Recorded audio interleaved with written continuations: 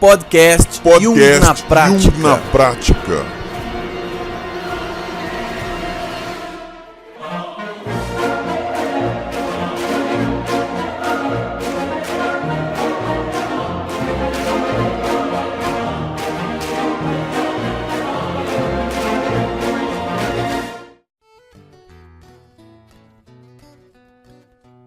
Olá, pessoal, tudo bem? Aqui é o Lino Bertrand do Jung na Prática e, olha, hoje a minha parte feminina está se sentindo uma maravilha. Tudo bem, pessoal? Eu sou a Ellen Riz Mourão, eu sou terapeuta junguiana. Alguns de vocês me conhecem pelo site Café com Jung, me conhecem aqui também com o trabalho junto com o Lino, estou com ele aqui desde 2015, né, nesse trabalho lindo que é o Jung na Prática.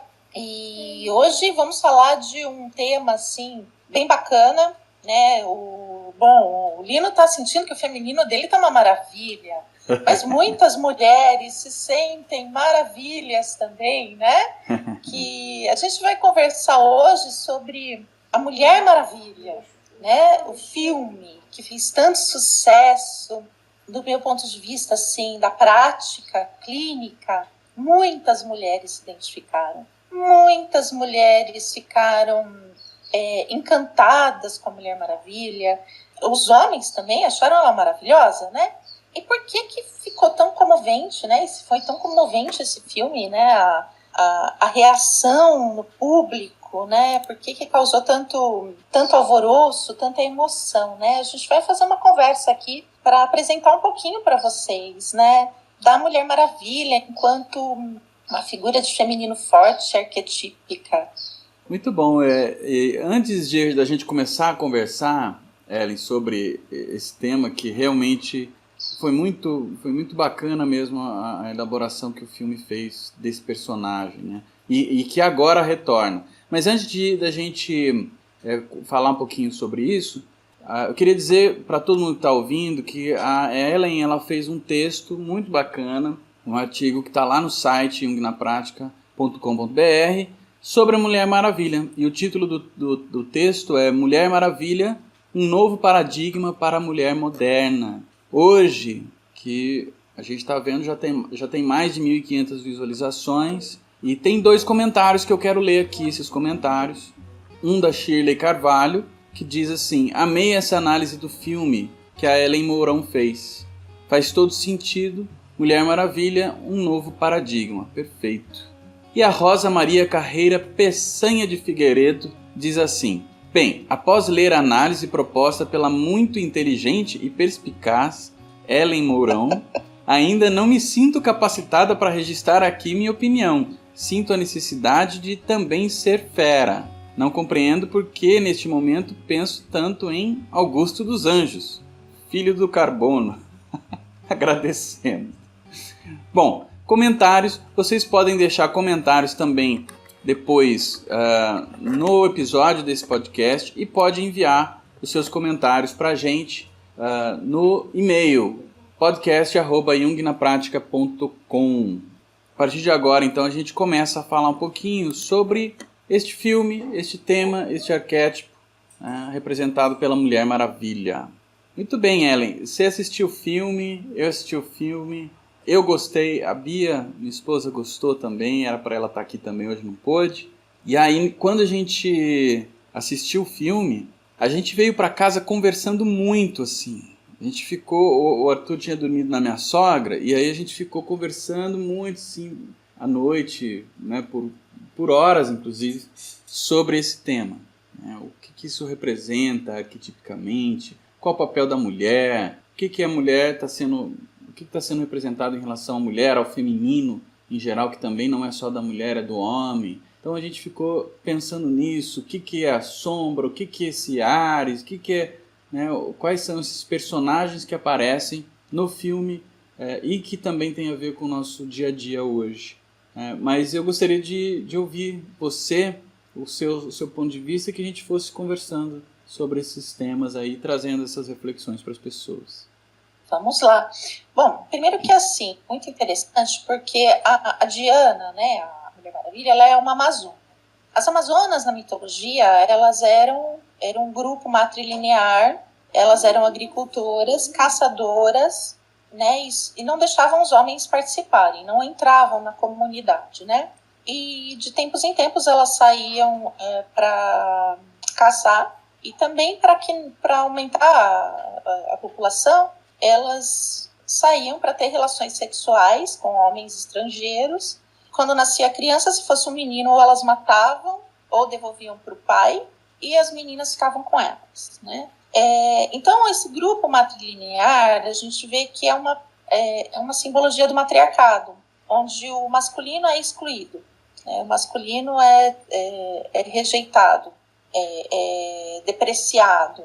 E o filme começa com esse grupo de mulheres, onde elas entendem que foi pelo masculino que entrou o mal no mundo, pela guerra, o deus Ares. E hoje a gente, trazendo assim um pouquinho para os nossos dias, esse movimento de raiva da mulher contra o patriarcado e a depreciação da mulher aconteceu ao longo desses 2000 anos, né? Pelo advento do patriarcado, que não é ruim, o patriarcado tem seus aspectos positivos. Se a gente está aqui falando pela internet, foi por causa do advento do patriarcado, que trouxe o desenvolvimento tecnológico para nós. Mas o lado negativo é que, para ver esse advento do patriarcado, o feminino teve que ser reprimido. Com isso, todos os aspectos matriarcais, né, da consciência foram todos reprimidos. Com isso, a mulher, que é o símbolo do feminino, também foi depreciada. E esse movimento de raiva e de ódio contra o patriarcado e o que é masculino tem acontecido, né, cada vez mais forte na coletividade. Isso o próprio Neumann já havia discutido, Erich Neumann, né, um pós-jungiano, né, em algumas obras dele, falando do desenvolvimento até da mulher, em termos individuais, e a gente pode falar em termos coletivos também, de um retorno, de uma volta, pode ser até uma coisa meio regressiva, né, de raiva do masculino e do princípio patriarcal. Realmente é bastante nocivo para a mulher. Por um lado nocivo, por outro positivo, para ela desenvolver seus aspectos masculinos, né? Então a ideia que eu vejo é que é muito comum hoje essa raiva com relação ao patriarcado, onde a mulher foi rebaixada. Hoje a mulher tem que ser uma mulher maravilha, né? Trabalhar, cuidar da casa, dar conta dos filhos e de todos os aspectos dela, né? Então sim, tem esse movimento que é necessário. Só que a Mulher Maravilha, ela dá um salto para a alteridade. Eu acho muito bonito isso no filme. Ela acaba amando um homem. É muito diferente de você amar os valores patriarcais e se submeter a isso. Eu vejo numa simbologia de amar o masculino dentro de si e amar o feminino, o masculino fora, né? Um homem pessoal. O matriarcado, ele é bom para a mulher, claro, ela fortalece os seus aspectos femininos, as características femininas da psique, que é necessário para ela se sentir mulher, porém ela exclui a relação com o masculino de uma forma pessoal. No matriarcado, as mulheres tinham relações sexuais pelo instinto, para procriação. Não tinha relação amorosa com esse masculino. Então hoje a proposta é que a mulher, além de se amar, de amar ela enquanto ser feminino, ela ame o masculino dentro de si, que é esse ânimos, sem ser dominada e subjugada por ele, e ame o masculino fora de si também. Numa relação agora de busca de equilíbrio, onde ela ame a si própria e o masculino dentro de si. Que é aquilo que o Jung chama no processo de individuação de conjunctio, de integração dos aspectos masculinos nela e através do amor. Tanto que o Jung sempre falou de amor, né? A obra dele, né, quando ele é o ponto máximo, o encontro com a ânima, o encontro com o ânimos, na psicologia analítica. E mais do que nunca a mulher precisa amar esses aspectos masculinos nela e no homem, admirar o masculino sem ser subjugada por ele. E eu acho que isso é muito bonito no processo do filme, né, onde ela ama o homem como ele é. Né, o piloto lá, com seus defeitos, as qualidades, e ama esse masculino em si, essa força masculina que ela tem, mesmo sendo mulher. Então, são esses pontos que eu acho que são muito, muito bonitos no filme, que eu acho que mexeu bastante com as mulheres em geral, né, nesse coletivo. Tem que se apresentou aí na Mulher Maravilha. E no homem, realmente, ele apreciar esse feminino forte também, né?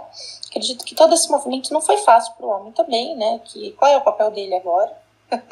Qual é o papel do masculino, né, na vida de uma mulher? Se ela é tão Mulher Maravilha, né? Se ela pode tudo hoje, né? Qual é esse papel dentro da relação? Eu acredito que também é uma revisitação do homem em relação a esse feminino dentro dele, né? De não depreciar esse feminino dentro dele, nem dentro nem fora. Enfim, são esses pontos que eu achei que são muito interessantes no filme, Lino. Que legal, eu acho que tem tudo a ver essa reflexão e é uma análise em relação à história, né, da humanidade, a história, essa separação, né, do homem e da mulher, ela se faz porque a gente tem essa separação visível, né? Mas, de fato, se a gente entender o feminino, né, no interior do homem, o masculino no interior da mulher, e essa relação entre os dois, ambos se relacionando, né? Os quatro lados, né, se relacionando, não tem como deixar de ver o quanto essa dinâmica precisa ser equilibrada, né? Até porque, eu até anotei aqui enquanto você estava falando, hoje a mulher aprender a lidar com os seus aspectos femininos, portanto também parar seus aspectos masculinos e portanto parar também de projetar isso no homem fora. É que você falou do homem, exatamente, né? Você falou do homem dentro, né? Do masculino dentro e amar o masculino fora, né? Amar o Steve Carter, né? É o nome do cara. Isso, eu não lembrava o nome dele. Steve Trevor, né? E ao invés de projetar nele o masculino ideal, reconhecer o masculino dentro de si, lidar com ele e poder então amar o masculino fora. Exato, porque o que acontece, que é normal, né, dentro desse processo patriarcal, é da mulher ser engolida por esse ânimos negativo, né? E todo aquele problema que o Jung apresenta da mulher dominada pelo ânimos é porque está inconsciente ainda, né? E ela projeta no homem um masculino ideal que não vai acontecer, impossível, né? O homem atender toda essa demanda de ideal para uma mulher, né? Assim como o homem e esse ideal de feminino que ele tem, que é a ânima.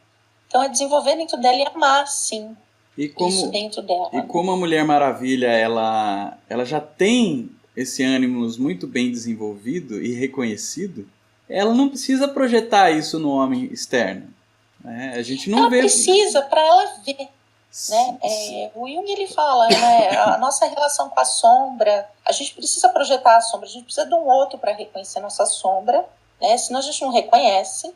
A projeção ela é muito importante. E a mesma coisa ânima e ânimo, né? A gente precisa da relação projetiva, né? Se a gente não conhece, não tem acesso, né? Então, sim, estava bem desenvolvido, mas ela não sabia disso, né?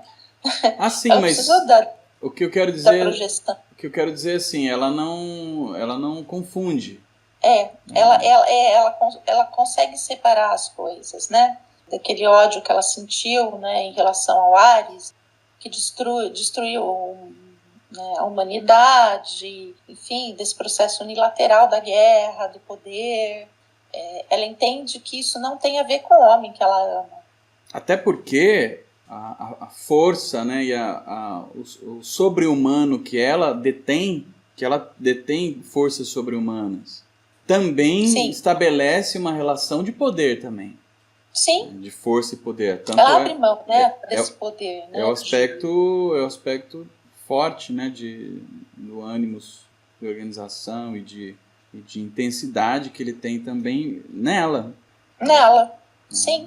Ele integra isso. E é interessante que eu achei bacana nesse filme também, foi uma situação de uma relação com a realidade que a gente vive hoje. Foi se questionando ao longo do filme inteiro, entre aspas, aí, a sanidade dela. ou das Amazonas, de acreditar que existia um Deus mesmo. Né? Então, só lá no fim do filme e tal é que aparece o Ares, de verdade, né? Fisicamente. Antes disso, eu também achei isso muito interessante, que também faz um diálogo com a relação feminino-masculino, que a ciência é exaltada como aquela que traz esse poder para aquele, não me lembro agora se é um general, para aquele homem, né, que vem a ser o Ares depois. Né? E a ciência como organizadora também, algo patriarcal, versus o aspecto místico. A intuição, isso, né? O irracional, é muito isso. Porque a gente não leva só para o feminino e masculino na relação, né? Mas no coletivo também, né? O racional e o irracional. O mais bonito dela é que ela transgride os dois, né? Ela transgride com o matriarcado, ela transgride com o patriarcado, grande transgressora, né? Assim como eu penso muito na psique, que ela transgride tanto com o matriarcado quanto com o patriarcado, né? Ela trai os dois, né? Por causa desse amor. Né? O amor é ela mesma, no fim. Sim. Acaba sendo um amor por ela mesma. Sim. Que transborda, né? Que transborda e permite que ela ame não só aquele homem que ela gosta, mas também a todos, né? Porque ela vai cuidar de todos, da humanidade. De todo. Isso. Exatamente. É um amor por ela mesma. E depois vai fazer parte da Liga da Justiça. Esse é um outro podcast. Esse é um outro podcast, Mas eu achei muito bacana isso, assim, esse jogo que foi feito, né, no roteiro dessa relação mesmo. Puxa vida, o que é real? Né? Tudo bem, isso já vai se quebrando pelo próprio poder que ela tem, né? Ela sozinha enfrenta exércitos, né? Então isso já é quebrado, já dá uma pitada de sobre-humano, já dá uma pitada de místico, de irracional. Mas ainda eles conseguem manter o Deus, que seria o ápice, né, desse desenvolvimento sobre-humano, místico, intuitivo. Eles mantêm a dúvida. Né? E aí, fazendo essa analogia com a gente, com essa dinâmica social, com a dinâmica pessoal, familiar, enfim. O quanto a gente, sabendo que temos aspectos criativos, aspectos intuitivos, coisas que não são explicadas pela ciência. Oi? O mundo interno é real também. O mundo interno é real. E a gente, mesmo sabendo disso, porque a gente vive isso, os sonhos são reais. Eles acontecem. Né? E mesmo sabendo disso, muita gente, muitas sociedades, muitas famílias, ainda, né, não admitem a existência disso. E logo se mantêm polarizadas. Né? A gente precisa agregar os dois. Tem uma cena que eu acho que é tão bonita, né? Ela tá tão movida pelo ódio que ela fica até ela fica surda, né? Tão movida pelo ódio que ela não escuta ele dizendo eu te amo. É verdade. Né? E isso é tão simbólico, né? Às vezes a mulher não escuta, né, essa voz, né, até do mundo interno dela, né? Olha, eu te amo. Que fica cega dentro não, eu tenho que trabalhar, eu tenho que fazer, tô com ódio do mundo. Só depois que ele morre que ela escuta a voz dele. É muito simbólico, achei muito interessante isso. Né, de parar para ouvir sua voz interna. E aí também os aspectos, né, polares, que aí a gente entra dentro do arquétipo, né, Ellen? Os aspectos polares de positivo e negativo, né? Quer dizer, o que morreu ali, né, simbolicamente? Que masculino morreu, né? Porque ela depois conseguiu realizar uma integração, né? Foi sacrifício, né? É a função sacrificial ali. Onde ela teve que sacrificar o ódio dela, a raiva pela humanidade. Aquilo teve que morrer para ela despertar os dons dela, né, para o mundo. E ela vai se sacrificar. Eu acho isso muito, muito bacana. Quando a gente começa a olhar com esse olhar simbólico mesmo, o que isso tem a ver e tal, fica tão mais rico. E aí entra também dentro, você, né, tinha comentado da ânima, né, do feminino. Que feminino é esse também, né? Que aparece no filme. Por que que os homens... Ah, eu tenho certeza que muitos só olharam pro corpinho, né, da atriz, né? Bem, ela é linda mesmo, né? Mas ela é linda mesmo, assim. Mas assim, também É o que linda. é a beleza? Se não um aspecto feminino. O que é a beleza? A hora que você... Poxa vida, eu tenho certeza que tem algum homem por aí, se estiver ouvindo, responde aí, que não achou ela bonita. Porque é reflexo, é projeção também. É projeção. E Mas a ânima, ela é visual, né? Então o homem ele se apaixona pelo que ele vê. É o primeiro contato, né? Através do visual, da beleza. O feminino tem esse aspecto da sensualidade, da beleza. Claro que só isso não dá para tentar a relação. A mulher, eu falo que a zona erógena da mulher é o ouvido. É aquela escuta. Tá certo. É o que ela ouve. É verdade, né? é verdade. Você fala assim, nossa, tanto homem feio aí com mulher bonita, é porque o cara sabe o que dizer, né? Uhum. E como dizer, né? E como dizer. Então, é a zona erógena da mulher. Uhum. E aí dá os problemas entre homens e mulheres, né? É verdade. Mas essa Mulher Maravilha também, eu vejo assim como ponto, também é um aspecto feminino no homem, né? Sim. É a salvadora, é aquela que vai... no núcleo das Amazonas, ela é a referência. Ela não é a rainha, é a princesa, não. né? Ela é aquela que representa o ponto de... Olha só que interessante, né? Porque a ânima e ânimos representam essa comunicação, né? Realizam essa comunicação ego-self. E ali no filme, apresenta, no filme e na própria história da Mulher Maravilha, a Mulher Maravilha ela é aquela que realiza a comunicação entre o núcleo das Amazonas, aquele que está lá guardado, né, e o mundo externo. Ela vive nessa ela comunicação. Faz a função para ele, né, de unir, né? Do ponto de vista dele, ela traz sentido para a morte dele, né? Para o sacrifício dele, né? Ele faz aquilo por amor. E até pro Deus, né? E até pro Deus Ares, ela é que dá sentido não para a guerra, né, nesse sentido, mas para a dinâmica que acontece ali. De tentar dominar. A gente percebe nele, no personagem do Steve, um feminino bem integrado.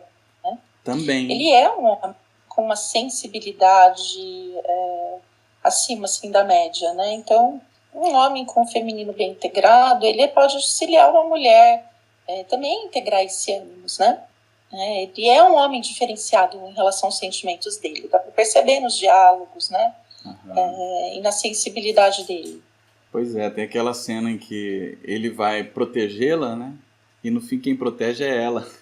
Quem o protege é ela. E tá tudo bem, né? Ele não se importa. Ele olha assim, então tá, né? Então tá. Muito legal, muito legal. Dá pano pra manga, hein, Ellen, ficar conversando. Ele aceita o lado masculino dela, né? Assim como ela aceita o lado feminino dele, né? Porque hoje, assim, realmente, a polarização, o que é homem, o que é mulher, o que é feminino, o que é masculino, é uma característica do patriarcado, né? Então, hoje eu escuto, às vezes, as mulheres falando... A mulher não aceitando o lado feminino do homem. Quando o homem é muito sensível, eu não aguento. Não tenho paciência. E quando ele está tomado pela ânima, né? Porque tem essa polarização ainda. Né, que a gente precisa aceitar quando a gente aceita a nossa contraparte, o nosso ânimo, a ânima, a gente passa a aceitar o do outro também, nos ataques de humores da ânima do homem, enfim, aceitar esse quarteto aí, né? Integrar esse quarteto.